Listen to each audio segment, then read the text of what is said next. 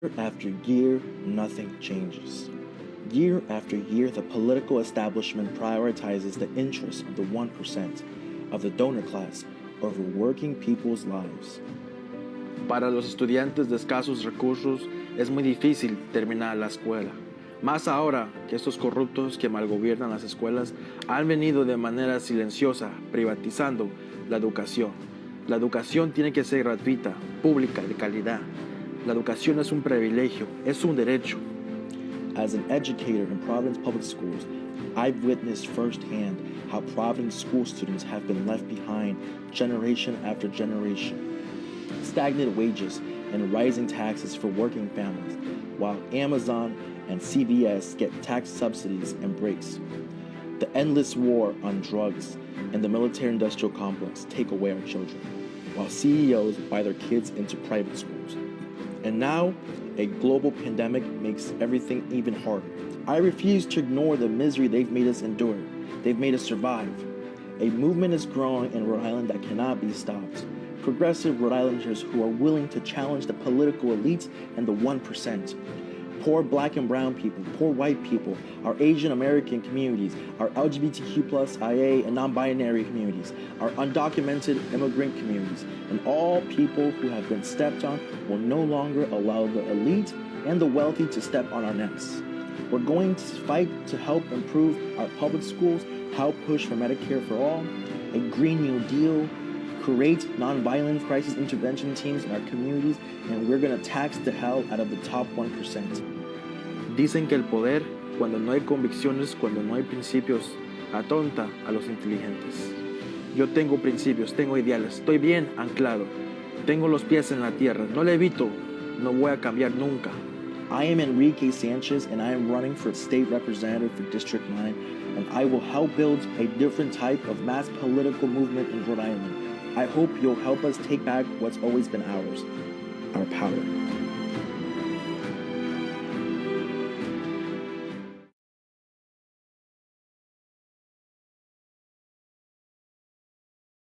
All right, so everybody that's listening, if you're listening to us on one of the podcasting sites or on YouTube, like, subscribe, share this. Definitely give us feedback if you can. We have a great guest today. He's fighting the good fight up in Rhode Island, and I'm from Rhode Island originally. I know that there's a lot of corruption in that state house, and we're going to have a person on that's fighting the corruption and the Democratic establishment up there. This is Representative Enrique Sanchez. He is representing Rhode Island House District 9. He had an incredible win back in 2022, defeating a incumbent that had been up there, Anna Williams, since 1993.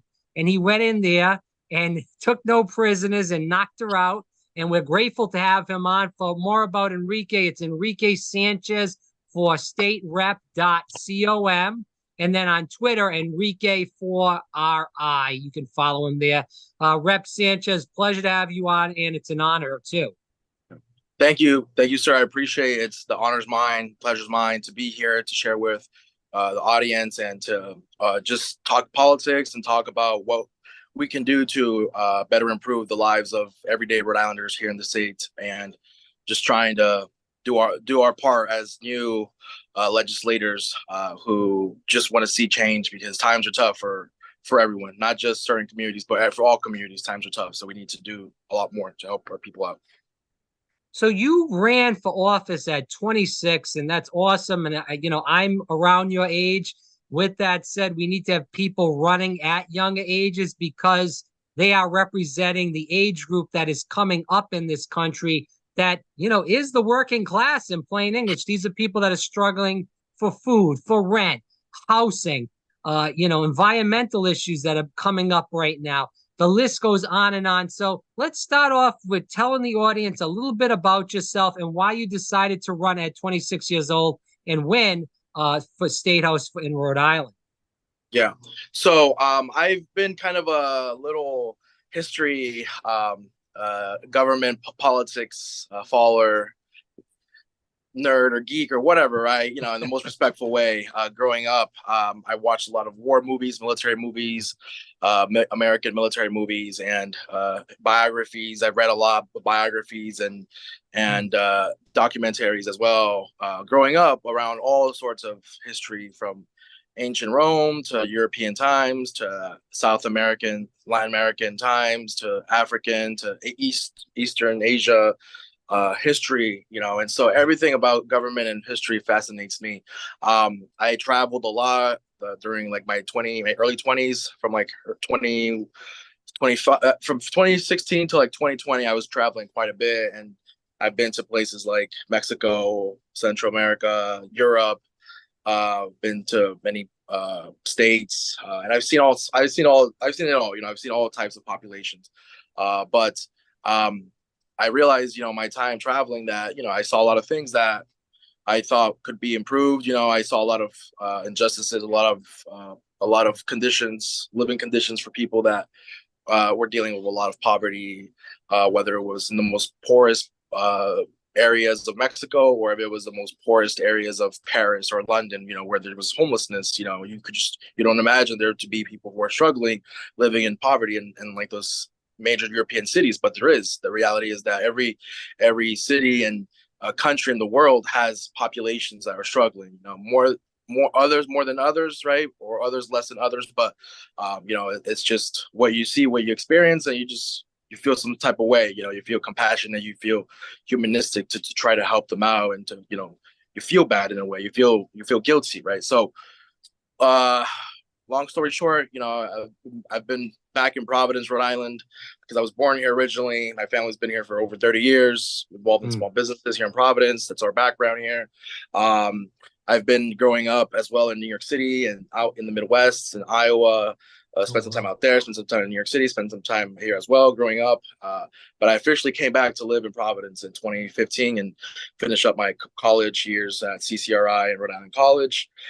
Took a year off and was trying to go get my master's. But in that time, in the last 5-6 years, I've been getting involved in campaigns, political events, volunteering for people's campaigns, and just getting connected and on going out in the community and just connecting with people. You know, not trying to, you know, make money or anything, not trying to, like, you know, get rich or anything. That's separate from my work and all that. You know, just trying to improve my personal financial situation, right? But, you know, I understand that in order for it to be a grassroots a campaign or a grassroots movement, you know, to be able to run for office, I had to build as many networks and connections with people doing good work in the community. I don't come from powerful money or powerful resources.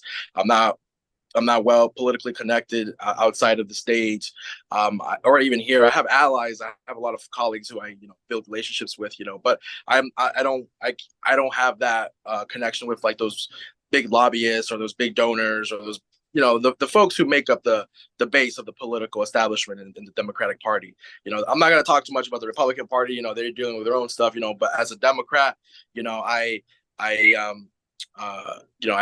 feel like there's definitely a divide, or there's definitely a separation in the Democratic Party. So, and I want to. Oh, go ahead. I was just going to say, you know, just last year, well, actually, it was 2021, December of 2021, when I decided that I wanted to run for this position, because it was a very in need position. My predecessor was there for a long time, over 30 years. And so it represented a lot of low income, working class communities in Providence, House District 9, incumbents, Hartford Park, Silver Lake, to Upper South Side, you know, Olneyville. It's a strip of Providence through central. The district cuts through central Providence in the long strip, you know, so it covers a lot of neighborhoods and areas that need support, need help. So I ran a lot of campaign of door knocking. I did a lot of door knocking, like 8 rounds throughout the district. I had to knock the doors quite a bit. I didn't have a summer last year. I didn't have a life last year. I didn't travel. I didn't even go to the beach last year, just because it took a lot, you know, for me to be able to convince the voters why it was time for my predecessor to go away, you know, and, you know, for it to be replaced by someone that was going to actually care for them and be there for them and be in the community on a regular basis. So I won the election in September after working hard. I would, I give myself a lot of credit, but there was a lot of people that also supported me. A lot of grassroots support as well, and just went in there. The last 6 months have been a little difficult. Trying to be like the new guy in the room. I have a lot of respect. I have a lot of I demonstrate a lot of politeness to my colleagues, whether they're Republicans, moderates, progressives, doesn't matter. At the end of the day, we're all just trying to look out for our communities. But I do think, and I could get more into the details later, right? I do think we could have done a lot more. We could be doing a lot more within the House to make sure that we're getting more funding and more support for our communities in Rhode Island. Sure. Enrique Sanchez, Rhode Island House District 9. Enrique Sanchez for staterep.com, and then it's Enrique for RI on Twitter. As we keep going into the interview, you did state at the beginning that you are a democratic socialist. What does that mean to you?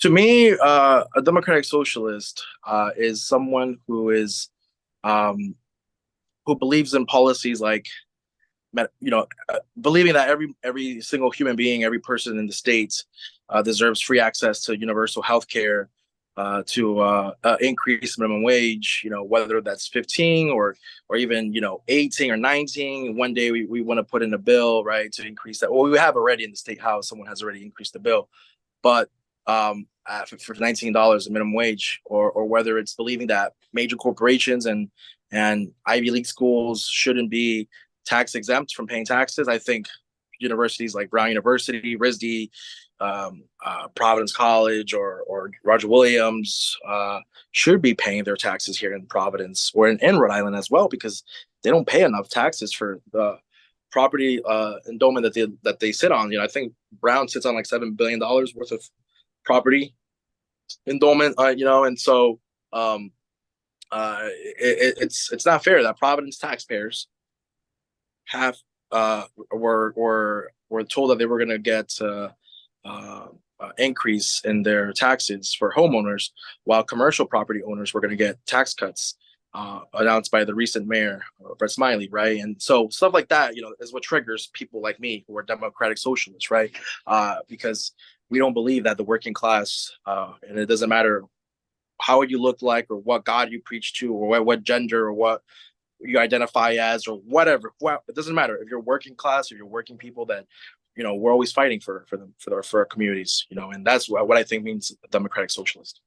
I want to go into this because this kind of gets into where I'm at, and I want to see what your answer is on this as a person that is a democratic socialist.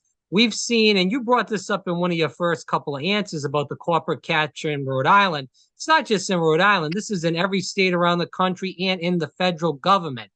I am a person that, voted for and respect Bernie Sanders twice, in 16 and 20. Yep. With my thing, throughout the COVID-19 crisis, it's made me extremely skeptical on the government, how much money they get from big pharma, especially just particularly for that crisis, and how they were pushing mandates on people to get certain kind of medical issues, even if the people didn't agree with that. Obviously, time has moved on. Some people, saw that as far as a big thing for them. Other people didn't. Bernie Sanders preached about this. You as a democratic socialist, I'm sure you agree with this. Maybe you don't. You can correct me if I'm wrong. A jobs guarantee, a Medicare for all, single payer system, a UBI. With that said, I'm for all those things too. But again, this is not a Republican thing. This is a lot of Democrats through the past 3 years. We've really seen the Democratic Party sink into this establishment, corporate capture, and also censoring people if they don't agree with people's opinions online. It's the racist, the anti-Semitic, the gay bashing. I'm not saying that some people have these tendencies, but again, we cannot get closer as a country if we keep taking away people's freedoms or are captured by corporations. With that said, again, like I said, I'm for the jobs guarantee. I'm for Medicare for all and a UBI. But can you see how a lot of people now can be very skeptical that if we put the government more entrenched into our lifestyles with these programs, they might say, hey, you might be mandated if you're going to get Medicare for all, you have to get so many vaccinations or other things involved in healthcare. We'll give you the jobs guarantee, but you have to do this. If you want the UBI, we have to surveil your bank accounts as anything, you know. So can you see why people are kind of skeptical now and worried about these issues now? Absolutely, and people should be worried about them. The public, the American people, we need to be concerned about the direction in which our government is operating. I agree with you completely. Like in Congress, or whether it's here in the state or in Congress at the Congress level, we have a Democratic establishment, entrenchment of folks who yeah, Well, are even just to interrupt, and I apologize, Rep, for interrupting you, but even in the State House, these people are owned by the laborers. And that's where they get their campaign finances for the laborers. We saw this with Gina Raimondo. We see this with Dan McKee. Whatever those people want, they run the show. And there's very few people, and I won't state their names, but they're in the leadership, the people at the top of the Senate, the people at the top of the House that are running the operation, and they're entrenched with whether it's CVS rather, or the laborers, and the list goes on and on of who these people, and they're the ones that are making the deals and getting things done. They might throw you a couple of crumbs sometime for the regular working class people, but other than that, you're, crap out of luck in nice terms. Yeah, no, we need to challenge those institutions. You mentioned the laborers, the AFL-CIO. I was actually unendorsed by the AFL-CIO back in October right after I won my election. I met with them. I was endorsed after the primaries because they endorsed my predecessor during the primaries.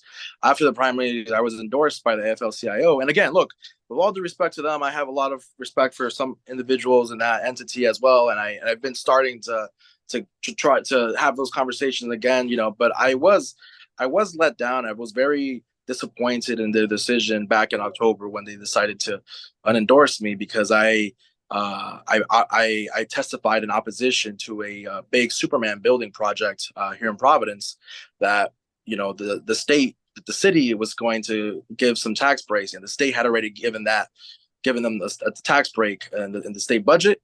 Literally corporate welfare for the developers at the Superman building to receive that those funds, from our state budget. And I testified against that, and the laborers, because they were in support of it, because they were going to also be part of the construction and building that, or revising the Superman building. They were disappointed in me, and they unendorsed me 3 days after that testimony. And so it made the headlines. It was a Providence Journal, a news outlet. State Rep Sanchez unendorsed by the AFL-CIO. It was back in October, I believe. It was disappointing, and that's just a clear example. If you challenge these top heads, these top bosses, at the state government, you're going to feel the consequences and feel the pushback. The same thing goes with education stuff. I know we were supposed to talk about the education stuff here in Providence schools, and we will, yeah. The same thing there. I feel like we have a mafia literally running the Providence school district with the ride, and it's just been so frustrating and irritating, and just a lot of anger has risen above this as well, just because our schools in Providence haven't been delivering for a long time, and they just want to keep playing games and keep having these people in these positions that aren't supposed to be there, that aren't qualified for these positions, that don't give a rat's butt about our youth in Providence, and it's time to just push back and fight back. And if I'm going to go down, I'm going to go down, at least believing in what I believe in, and fighting for our communities. So it's frustrating. Yeah. At the government level, the federal government level, we have big pharma, we have the military industrial complex, we have major corporations like CVS, like Amazon, like Facebook, that are more than half our Congress, or I'd say all of them to an extent. I don't know. I have to look into the details. Receive money from these funds, from dark money, and it's just like, no wonder we can't get anything passed, substantial that is going to actually help people in our country. And so the same thing comes down to the state house, and I don't know if we did. I don't think we did enough to invest in everyday Rhode Islanders in Rhode Island. I don't think we did. I read the budget a little bit.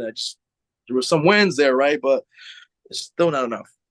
I want to just tap off on this, Rep Sanchez, is that we're seeing this down in Florida. Florida used to be a swing state, and now it's pretty much a red state. Ron DeSantis won by 20 points. He won by over 1 million votes. The Florida Democratic Party is a joke down there, where it's the opposite up here. The Republican Party is a joke up here, and the Democratic Party is strong in Florida. It's the Democratic Party is a joke, and the Republican Party is extremely strong. But you know what's going to happen eventually? Maybe not in Rhode Island because it's a very Democratic state, but nationally, we're seeing a lot of working class whites, blacks, and Hispanics voting Republican. They're voting for Donald Trump. They're buying the BS of the BS populism that he's pushing out, that he might talk the talk, but he doesn't walk the walk. But you know what? That's the way the country's going, because we have people like Joe Biden and other establishment Democrats in different states around the country that just sell the same line, and they do nothing for, again, working class whites, blacks, Hispanics, and the list goes on. And you have the same problems, and people are getting fed up and tired of it. And they say, you know what? I'll vote for a loudmouth millionaire that's just BSing me. I know that, but at least he's talking the game. The other guys, they've been talking the game for 40 years and they haven't done a damn thing for me. I think populism. I've been learning and doing my homework over the years, and I think populism can be a dangerous thing, but it can also be a positive change that is needed. Look, by paper and by philosophy and ideology and everything, right? I fundamentally disagree with Donald Trump on every issue. But I will say this, and I give him credit for this. He was able, and he has been able to hit the nerve of the working class people in this country. Most of them Caucasian, right? White folks, right? But yes, there has also been a base of Black and Latino and people of color support. It's happening in Florida. I'm telling you, it's happening. And even LGBTQ plus IA communities who are also not the majority of them, but we've seen a small percentage of those folks who are supporting Donald Trump or have been supporting Donald Trump, because he was able to come in and hit the nerve of people of Americans during a time when he did an excellent job of separating himself from all the other candidates in those elections and all those other people in those communities. He lost this election to Joe Biden because I do believe that Donald Trump did make a mistake politically strategically in a few instances, and he did end up pissing a lot of people off, right? But especially in the political elite circles, a lot of the political elites, whether they were Republicans and Democrats, we saw this, we witnessed this. They all ganged up on Donald Trump. And again, this is not to say here that I'm defending Donald Trump, right? But as someone who also feels in a way that I feel like I'm being shunned out of my own party or my own political circle. Sometimes I understand what the man has gone through, but I'm not to that level, not to the extent, but I have felt it in the political realm here in Rhode Island. I'll put the exclamation point on this because I do want to get to more on Rhode Island issues, but just to put the exclamation point on Trump and the Trumpism, you can't call everybody racist, anti-Semitic, gay basher, and all the other, I call it the verbal diarrhea, that I have friends that people around the left say this. You have to go into conversations with people that do not agree with you with every philosophical point. And if you do that, not only does it make you a better person and better politician, it opens your worldview to, why do these people talk like this? Why do they believe in these things? Why do they act upon these things? If you don't, it does no good for the country. I have friends that voted for Trump. Again, I told you who I voted for twice. I'm not ashamed of it. With that said, we used to have good conversations, and they would say some whacked out crazy things, and I'd get a kick out of it and laugh. And I knew, and they'd laugh at some of the stuff that I believed. It's fine. It was all well and good. It was a genuine good argument. There was no fighting. There was no uh no keying cars. If you heard about that story on the news in Rhode Island, Yeah. uh, it's not about that. It's about having a discussion, and everybody's not that way. People get upset and stuff, but you try your best to keep you cool. And if you can do that, you look better than the person. But Right. I do want to move forward. Unless you have anything else on this topic, we'll move forward. No, we can move forward, and I'll just give you Yeah. 2 more cents. There, I agree completely. The most extreme right wingers, moderates, Democrats, progressives, far left, socialists, communists, whatever. We all need to come to the table when to have these conversations. I personally found myself doing a decent job of building relationships and talking to people. There are some of my colleagues within the House who might have thought I didn't do more of building relationships with them, but I tried my best to get to everyone, whether, it was Republicans too. The Republican caucus sat in front of me in the House, and I was able to have conversations with all of them to an extent, and build relationships with them, and exchange numbers and, talk policies. We would disagree with a lot of issues, policies, but surprisingly, there came times when the moderate Democrats were voting away. I voted against, I voted no, and the Republicans also voted no, and that's it. We agree on the same issues. That was at least a dozen times that we came to those agreements. Now, I want to get into this. We talk about the big issues in Rhode Island. Obviously, you representing District 9. What do you feel like are the biggest issues? And I know there's probably a lot of them because it is a working class community. With that said, what are those big issues that you feel District 9 faces? It is the high cost of living. We need to really invest in a lot of housing support for our communities. A lot of people are being evicted, unfortunately. It's like every week I'm having at least 5 or 6 people reach out to me about dealing with issues with housing. We have a homeless crisis here in Rhode Island. I'm sure you remember we opened up the Armory at the Cranston Street Armory here, and we had over 200 people staying with us there to at one point. But the Amos House alongside the National Guard, they were the ones that were operating that operation for most vulnerable communities, and the state is trying to do other temporary housing shelters, homing shelters for folks who are dealing with mental health, dealing with homelessness, depression, anxiety, loss of a loved one, loss of a job, loss of a career, and they just lose everything and they just end up in the streets, and that's what I believe causes the sole root of our issues, addressing those big problems that our communities face when they hit rock bottom. We need to be able to be there to offer solutions so that they don't turn to addiction, they don't turn to dealing with mental health or depression, anxiety, right? And they don't have to go into homelessness. But yeah, the education system in Providence is a major top one right now. It's been my main concern. It has shifted to housing because of the need for housing, right? But education is right there on top too. I feel bad for these kids. As someone who was working in the schools, the last few years as a substitute teacher teaching Spanish, I taught at 4 different public high schools in Providence. I witnessed firsthand the conditions that these kids were living in. I witnessed firsthand the issues that they were dealing with their grades, with their livelihoods. And then the teachers, everyone likes to say, oh, the teachers, are like, there's this motion, right, from like the charter school people and the private school people, or the people who've given up on Providence schools, that the teachers are the problem. Teachers are this and that. The teachers could be one of the problems, but it's not just the teachers. The teachers, Right. Yes, the majority of them come from out of the city, right? But there are teachers there who grew up in the city who are also Black and Latino, but the teachers are the ones on the front lines teaching these kids. The issues stem from the state house, from government, from the union leadership, from the district leadership, the ride leadership. lack of investment into education, into addressing the poverty issues. What was 2000 what was 2000 Providence society supposed to do to be able to withhold mass migration?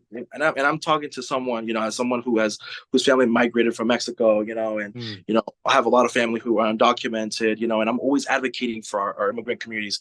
But if our society in Providence and our state was not able to have the infrastructure set in place, and it's not their fault, it's the federal government's fault. This stems from imperialism. That stems from us getting involved, or the Western countries getting involved, or big corporations and past governments getting involved in other people's affairs. Then the working class in those countries has to migrate, have to leave their homes. And that's what we've seen, the mass migration that whether it's been our country or other companies or other European countries have been involved in meddling in governmental affairs in other countries.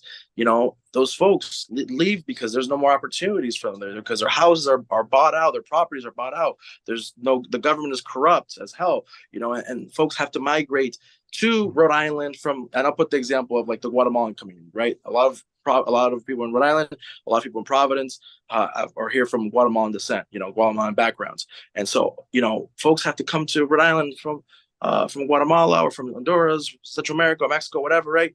So from the Caribbean countries, the DR, Haiti, and the governments that are here in place in the 80s and 90s, right? 70s, 80s, and 90s, like, how are they supposed to deal with all these changes, right?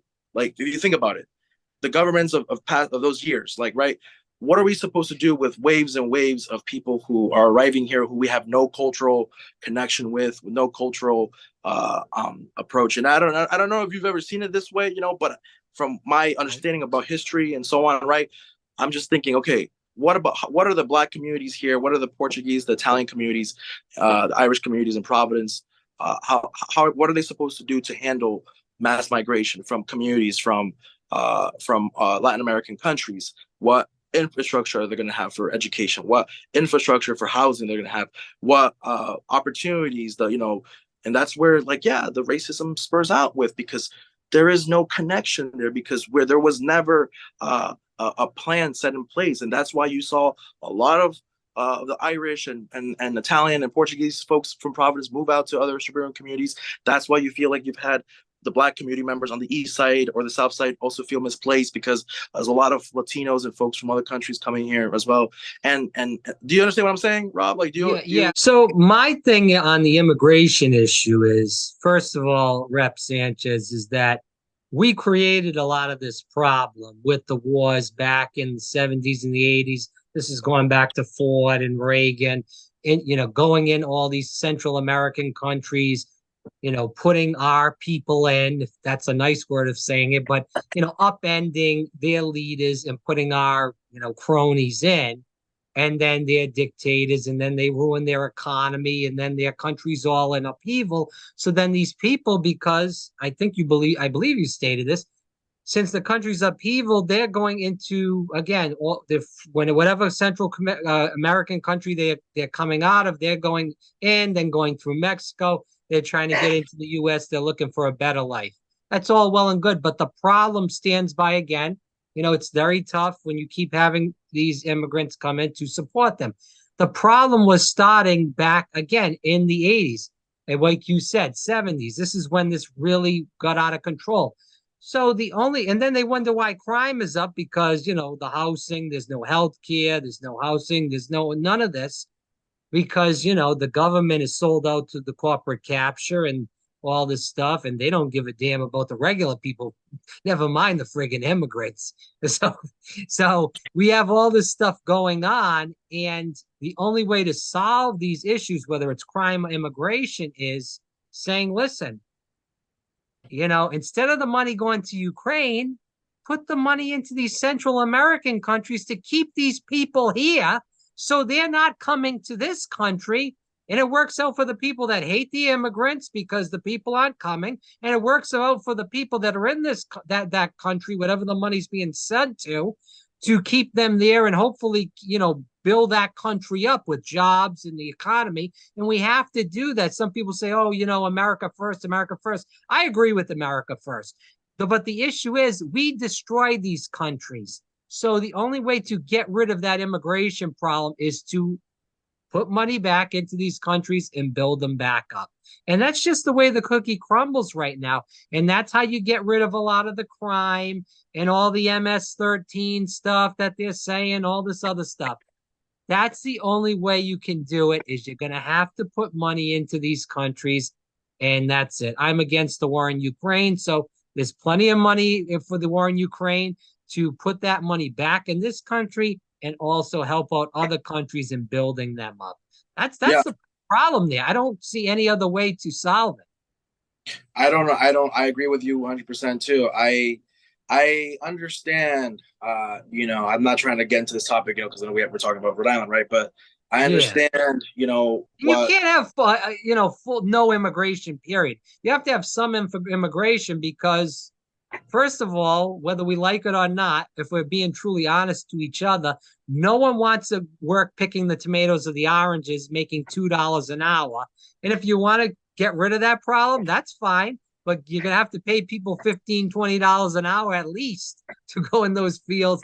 And you're still probably not going to get Americans because the privilege there doesn't matter what race or religion they are, because they are privileged to want to do those hard jobs, building houses and stuff. So that's why you have these places, whether it's in Rhode Island or Florida or anywhere else around the country, people are doing these jobs that are illegals because those are the only jobs they can get, whether, building houses and picking vegetables.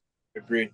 Yeah, and it's those, and that plays into the situations that we're dealing with in our schools. Like, these kids and their parents and these kids, a lot of them are working, these part-time jobs or these full-time jobs in construction, or doing the jobs that, in these like vegetable and food factories. They're doing the work that, our communities here who've been here, we don't want to do that. I've done it before.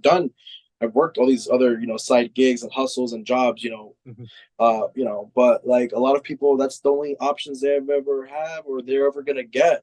And if we're just restricting and if we're just regulating that and if we're not delivering for a good education in our schools in Providence, for example, and these kids or these people or these communities are going to just keep on passing the same opportunity to their loved ones, to the younger generations, and the educational results are not going to be a positive one.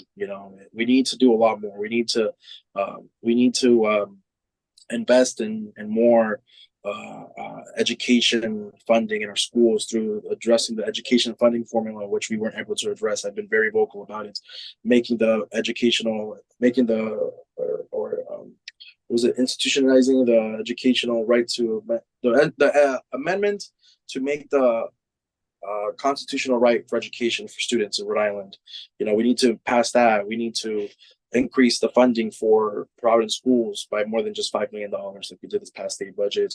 We need to invest in per pupil in the school districts across Rhode Island where students are receiving less in funding formula per child.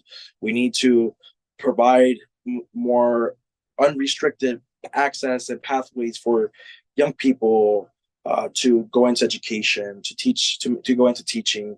We need to implement these CTE programs, these after school programs, and we need to provide other options except everything's college, university. No, we need to, it's not that we're downsizing, we're downplaying what our kids' capacity or potential is. It's just that kids, who the hell wants to go to a $20,000 plus university per year tuition, to pay tuition for school, for education? We need to provide other opportunities for our youth. I'm trying to say. Well, I want to ask this about education because I don't know if they have this in the Providence school, but obviously you working in those public schools, you have better knowledge of this.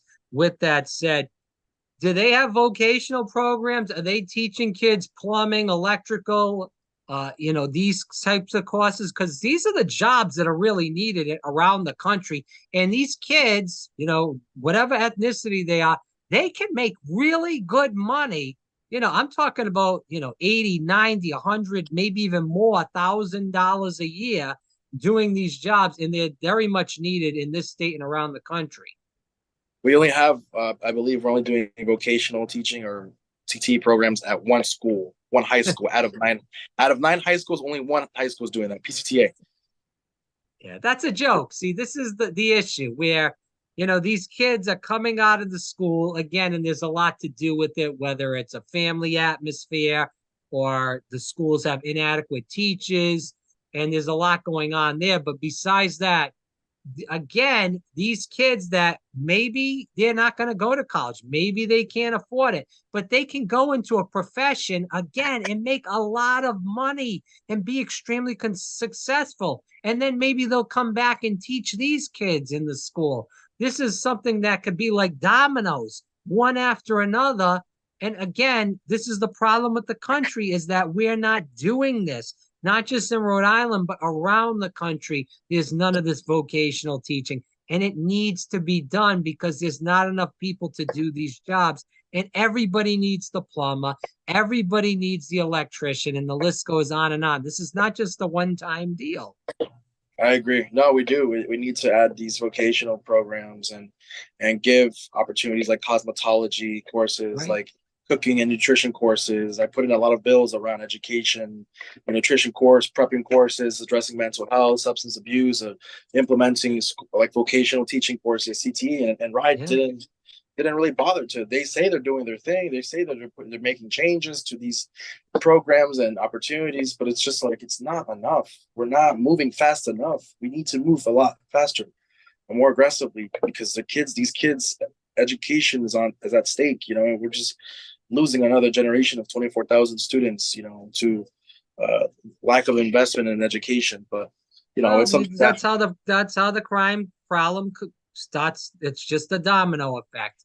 They come out of school, no job, you can't live, you can't afford housing, and obviously, again, it doesn't matter who you are, you're gonna turn to crime because that's the only way to live and stay alive is if you turn to crime and steal or and do easy stuff money. else. Or the gangs. They're going into the gangs because whether it's a family thing or they need money or they, can't afford to live somewhere or it's a mental health issue, they're turning towards the games. This is a vicious circle and no one is doing anything, Democrat or Republican. Agreed. So anyways, we'll move on because we'll just keep repeating ourselves. Last few questions, and I don't want to take up too much of your time. You've been real gracious with it. No worries. Talking about the housing and rent prices, obviously you spoke earlier on, they're out of control, not just in Providence, but around the whole state. You just got through legislative session. You feel like not much has been done then, huh? Yeah, we've only invested, I believe, about $250 million, I believe, from some of those RPA funds that we received, or from the last round of federal funds. We did some initiatives there with some low income tax credits to match with federal dollars. For houses, for units that are capped at I believe one. It's not 80, it's 120. I believe it's 80. They're capped at 80. I'm talking about like medium income housing, like people can afford to depending on the income bracket, if people are making $70,000 right a year, but an individual's making $70,000, we want housing that is going to match, that AMI of their 50%, their 25 to 35% of housing of their income goes into for their income and for generating revenue. We want to make sure that folks aren't paying up to 50% of their income or AMI for a housing unit. Does that make sense? Like we want housing capped at 50% AMI. We don't want to surpass that, but I think it should be less than that because I don't think a family of two makes over $100,000, or at least working class people don't make over $100,000. Professional, wealthy people might be able to, right? But most Rhode Island families, I don't think, are making over $100,000 a year. It's very rare. For the people listening to this podcast or this interview, rather, if it's on a different platform around the country, or even if they're in Rhode Island, can you give the audience some hope? Because as we've been speaking throughout the whole interview, it's very tough out there, and a lot of people are in distress and don't have a lot of hope. So let's end this interview with some hope. I just want to let folks know that there is a beacon of hope at the end of the tunnel. There are people like me, and not just me, but others in state legislators, city councils, state senate seats throughout this country and in each respective state that are trying to do our part to address the major issues that we're facing. I am personally, for me, I'm never going to give up on everyday people, on working class people in Rhode Island. I'm going to fight until teeth and tooth, to my last, breath of air. I don't want to turn this into a career. I don't see myself this as a career politician to be all my life, but I'm going to not necessarily do damage, but do as much as I can to ruffle some feathers so people can wake up and realize we need to do a lot more, and put the pressure on our state leaders to do more for our communities. And I just want to let folks know that, we are here to not just look out after ourselves. I also want to help other people, other younger people, or people, working people, mothers, single fathers, or folks of all backgrounds and ethnicities run for office too. And that's what I also want to emphasize, that this is not going to take an eye. There's no messiah here. This is all moving as a unit, within the state government and city governments to push for change as a whole unit. Again, for people listening, Representative Enrique Sanchez, he's from Rhode Island. He's in the House District 9 in the Rhode Island State House. Enrique Sanchez for staterep.com, and then Enrique 4RI on Twitter. Rep Sanchez, it's a pleasure. I'm so glad that you're fighting for us and the working class people in the State House, and we hope that more people act like you do in the State House. But regardless of that, I want to appreciate you for coming back on the program, and hopefully we can have you on many more times. Thank you, sir. I appreciate it. I appreciate the support.